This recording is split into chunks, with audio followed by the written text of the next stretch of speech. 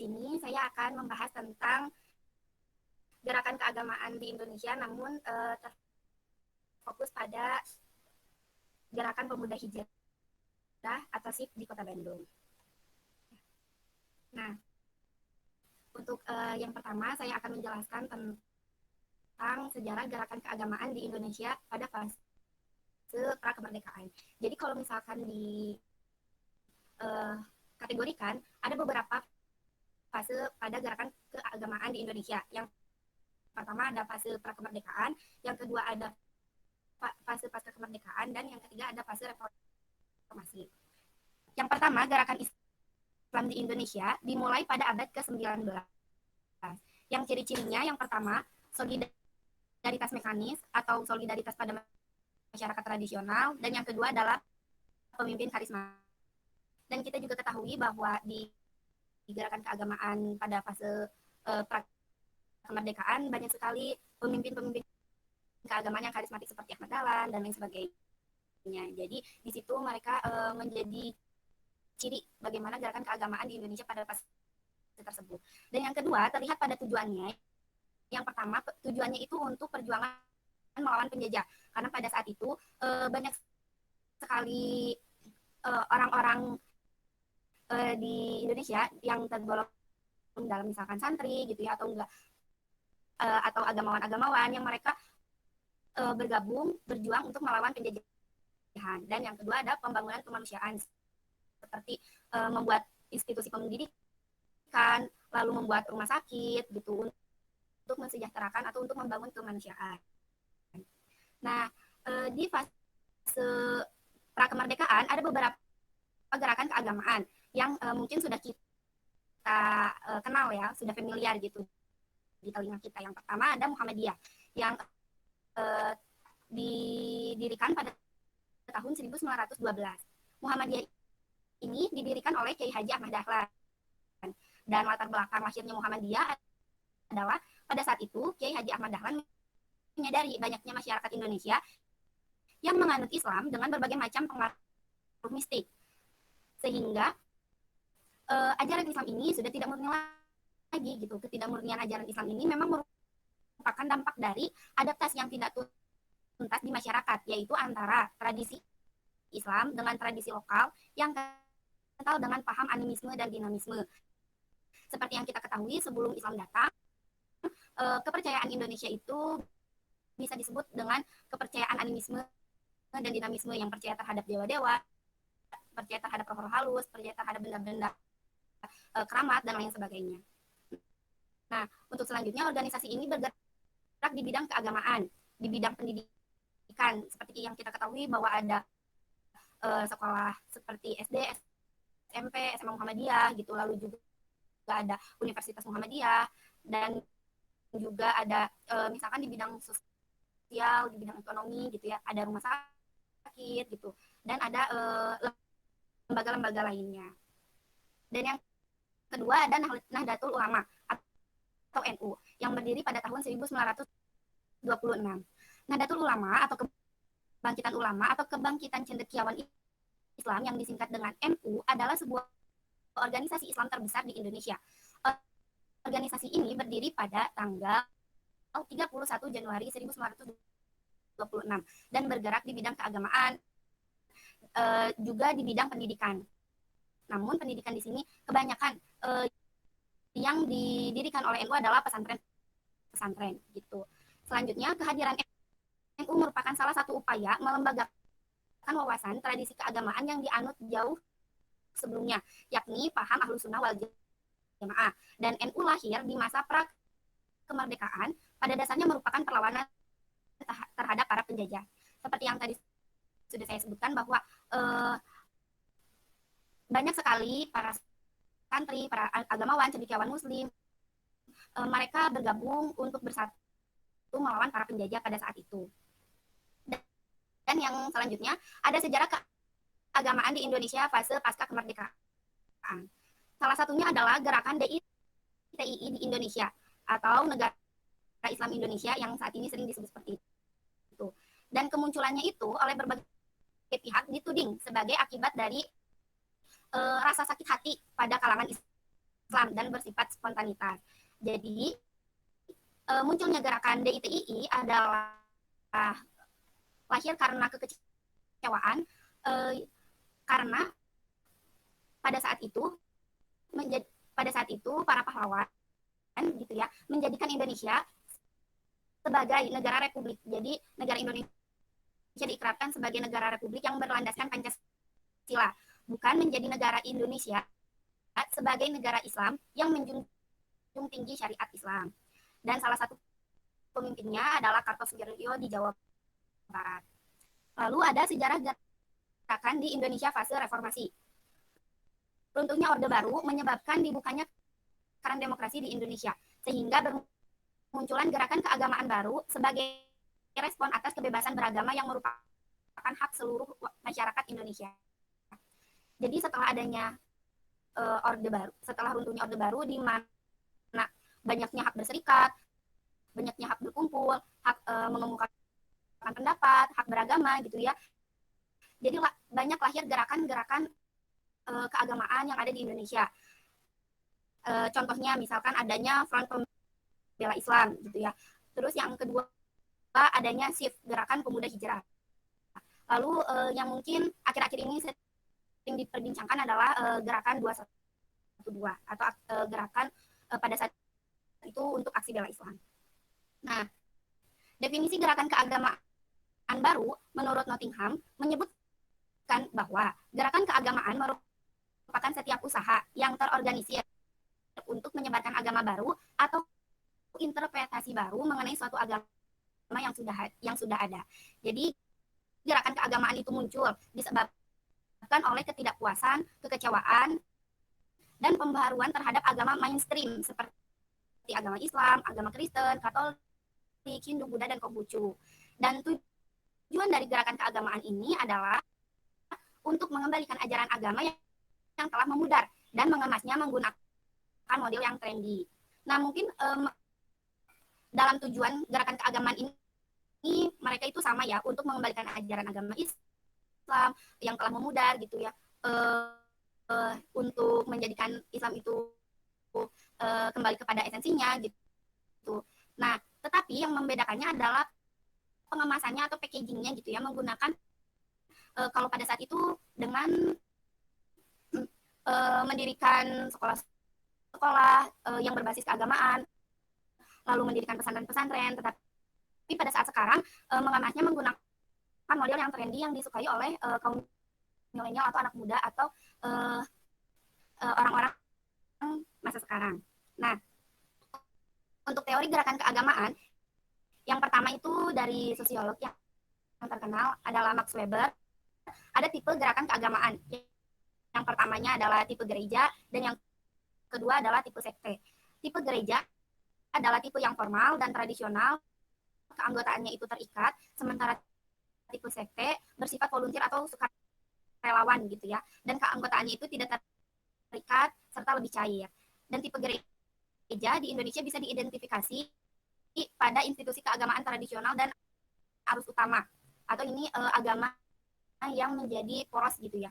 Sementara tipe sekte pada gerakan-gerakan sempalan yang tidak puas terhadap gerakan-gerakan keagamaan tradisional seperti Liga Eden, sekte Hari Kiamat, gerakan Fajar Nusantara, dan lain sebagainya.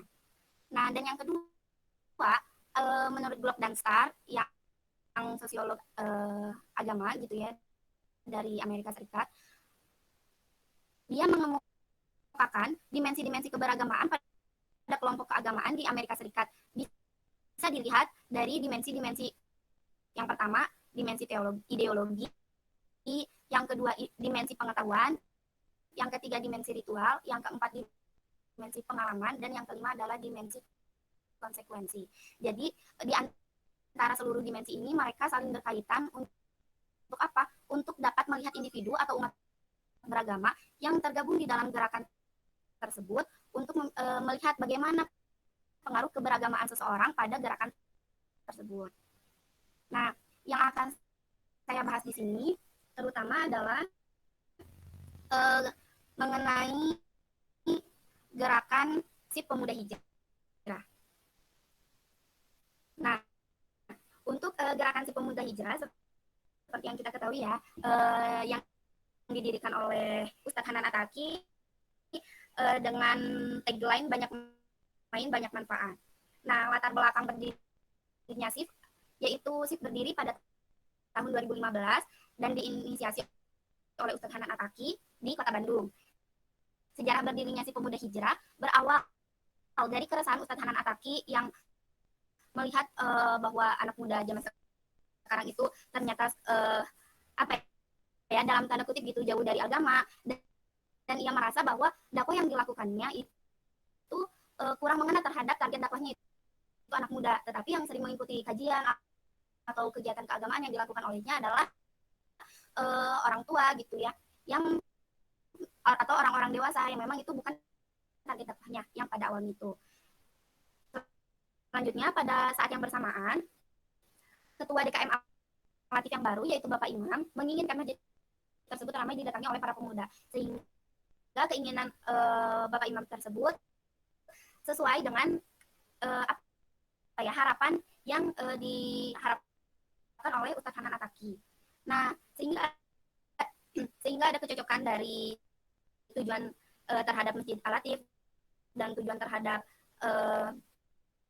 gerakan pemuda, gerakan Islam pemuda, sehingga pada saat itu terdapat beberapa pemuda, kurang lebih bisa dihitung 5 atau 8 orang yang sering mengikuti kajian Ustadz Hanan Ataki. Terbilang sedikit ya jika dibandingkan dengan para pemuda yang ikut ke konser gitu ya, atau hangout dan lain sebagainya. Nah, usai kajian tersebut, Ustadz Hanan dan para pemuda yang tadi ya, yang 5-8 orang itu menggagas kajian keislaman bagi para pemuda yang ingin berhijrah. Dan pendekatan yang dilakukan oleh Ustadz Hanan Ataki terbilang milenial ya gitu, gayanya itu yang nyentrik, berpakaian Ustadz Hanan Ataki itu seperti ini gitu. Berbeda dari cara berpakaian ustadz-ustadz biasa, mungkin yang menggunakan baju koko gitu ya, yang menggunakan peci, yang menggunakan sarung atau jubah dan lain sebagainya, tetapi Ustadz Hanan Ataki berpakaian mengikuti trendy gitu, mengikuti tren anak muda seperti ini gitu ya, bisa teman-teman lihat semuanya. Dan selanjutnya yaitu arti dari kata SIF Pemuda Hijrah. SIF merupakan kata yang berasal dari bahasa Inggris yang berarti perpindahan, penggeseran, dan perubahan. Kata SIF juga memiliki kesamaan filosofi dengan kata hijrah yang bermakna pindah. Sedangkan nama Pemuda Hijrah tercetus dari tagline para pemuda yang aktif mengikuti kajian dan mendukung dakwah Ustadz Hanan Ataki. Mereka mengusung tagline Kita Pemuda Hijrah. Tagline tersebut menggambarkan para pemuda yang sedang bersemangat untuk berhijrah agar dapat memperbaiki hidupnya. Jadi pada dua kata atau dua kalimat tersebut digabungkan menjadi SIF Gerakan Pemuda Hijrah. Dan lambat laun SIF menemukan penggemar dan jemaah yang semakin banyak, seperti yang kita ketahui ya. Hal tersebut terutama oleh kuatnya branding yang dilakukan di media sosial. Setiap kajian SIF selalu ditonton oleh ratusan orang di YouTube, dan pesan-pesan secara masif juga banyak ditonton di Instagram.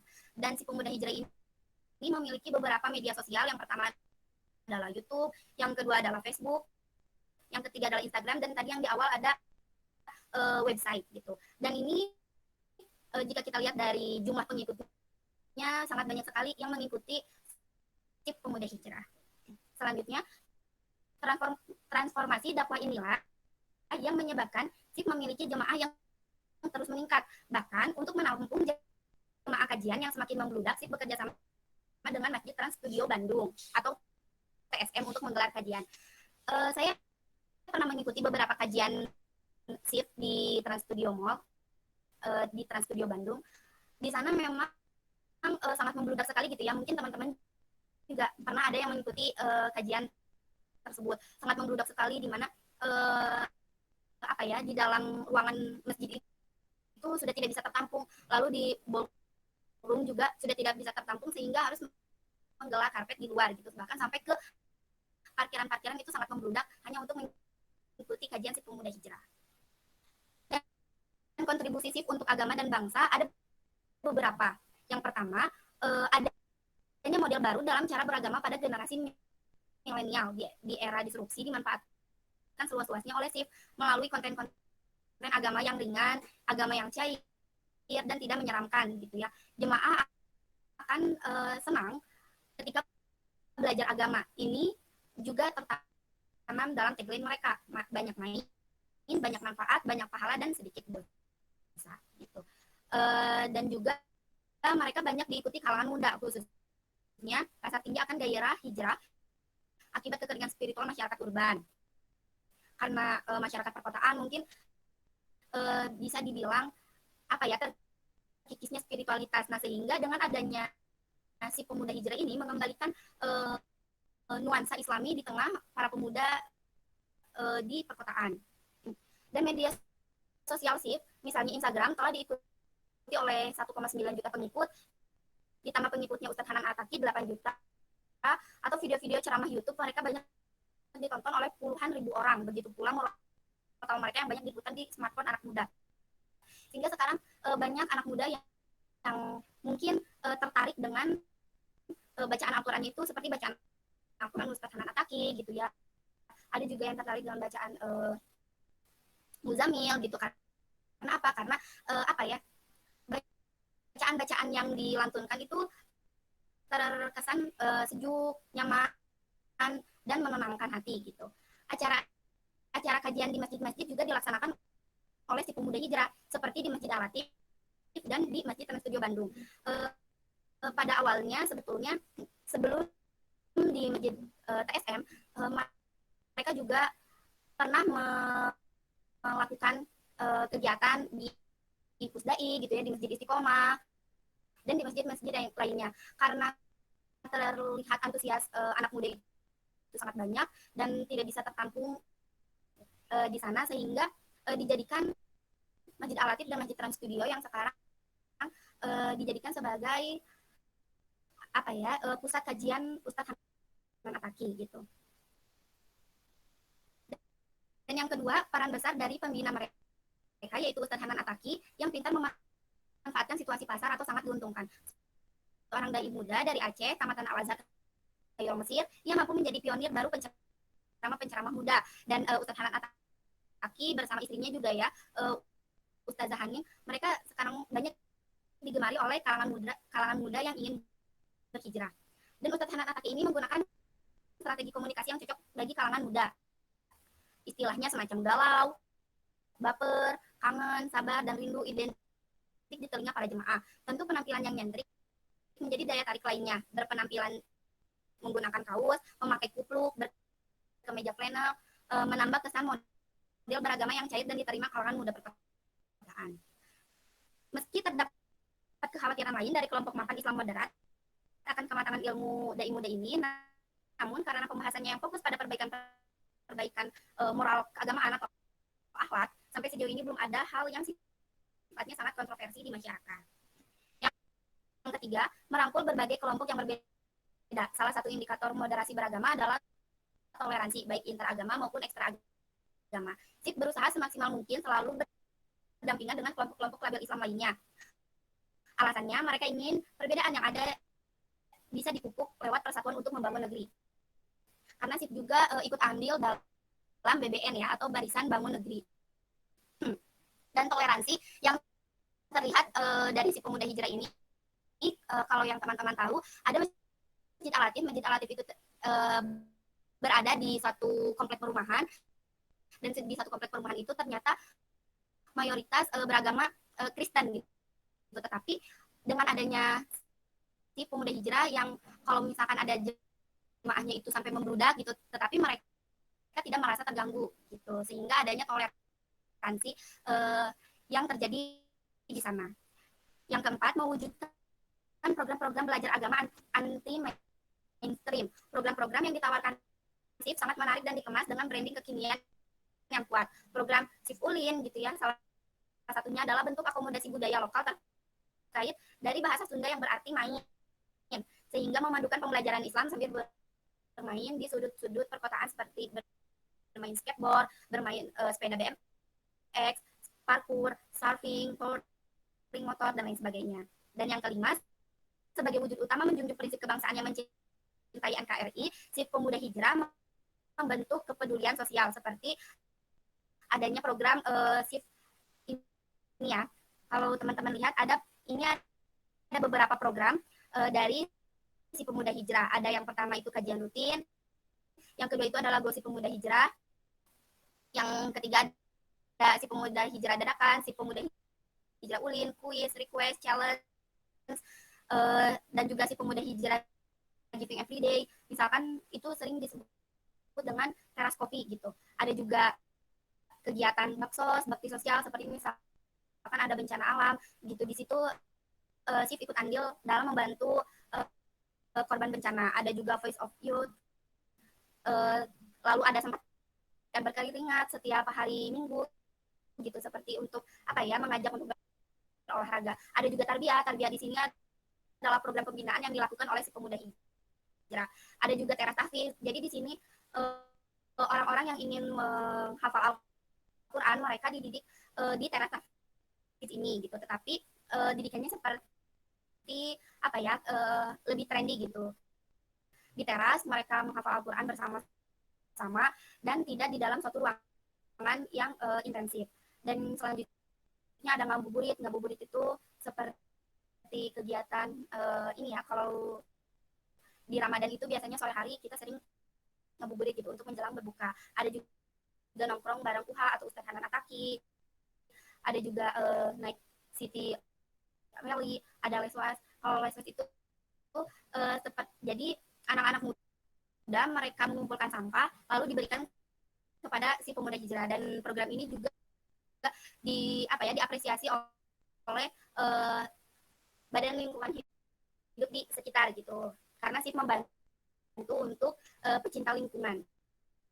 Dan yang selanjutnya ada si pemuda hijrah Lazis, itu untuk kita zakat gitu, dan ada juga si pemuda hijrah care. Nah, mungkin itu saja yang dapat saya sampaikan. Terima kasih kepada teman-teman yang sudah uh, yang sudah